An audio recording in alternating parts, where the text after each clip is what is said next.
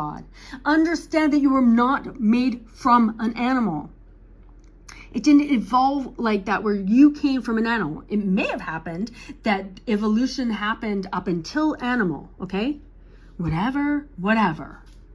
But then something else was created, and what was created was a nefesh chaya, a new creation, where God himself blew into the nostrils and created this conscious human being with the ability to speak something different than what was created before. And also with a spiritual element, the soul, okay, which is connected to God. And we are told that when we die, again, reading from Pirkei Avot 3:18, okay, that when we die,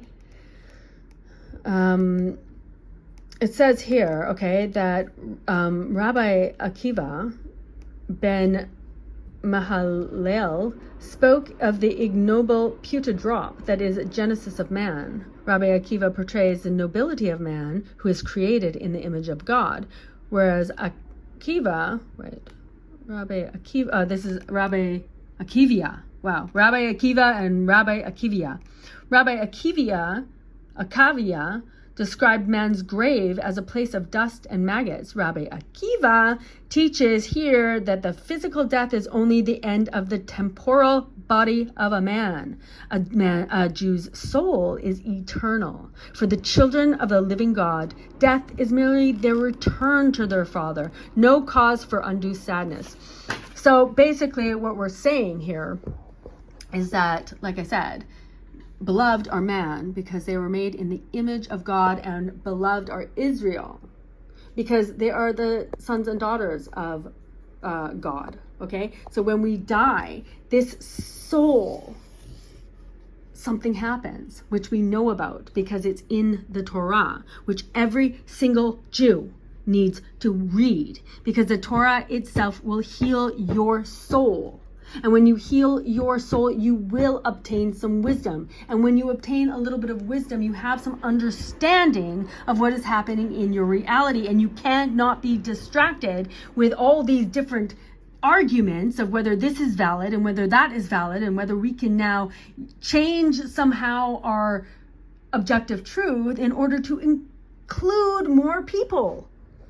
It's not nice, okay, that we don't include the LGBTQ in Shabbat and in Judaism and whatever. That's mean, okay? We're going to be more loving and more merciful than God. We, through our experiences and shared cultures and shared experiences, have now decided that there are many truths. And even though God said it's an abomination, and it's written in the Torah. It's not something now that we can go and say, well, just the rabbi said it. It's literally written in the Torah, okay? So that's the wisdom, okay? Whether you understand it or not is a direct kind of direct correlation to how conscious you have become. And that is not something that you are born with and just happens by accident. Rather, the opposite happens. If you do not make sure that you are conscious, everything you think, why do you think it? Why do you believe that? Why are you living like that? That has to come from you examining where you're getting your understanding from. If you're not, you are a creature of habit.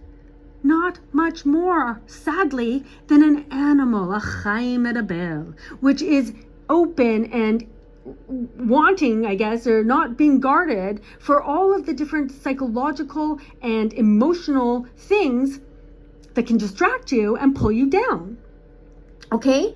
And take you away from the truth, like what happened there to the 12 tribes when they went to bury Yaakov Avinu, who was Yisrael, and that the right thing to do was to bury him as soon as possible. That's the information, okay? And you do that because certain things happen to your body and to your soul and to this and that, and obviously your soul wants to go right back to God as soon as possible, and he was a saint. So why are you delaying this? Okay, because of the unholy, distraction of the possibilities and the arguments and engaging in those.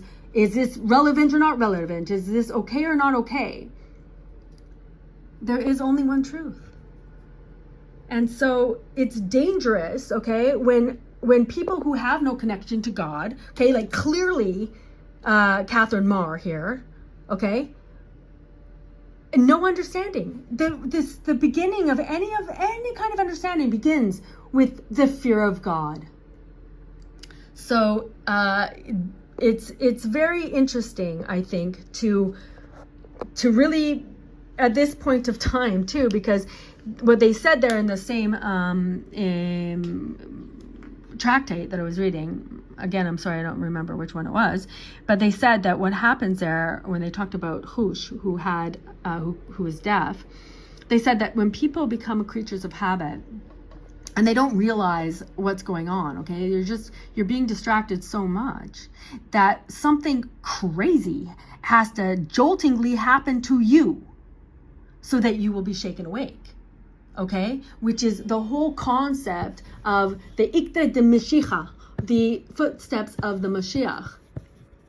That at the end times, in order to get to the building of the temple and the redemption, okay, you need to be aware that this is happening.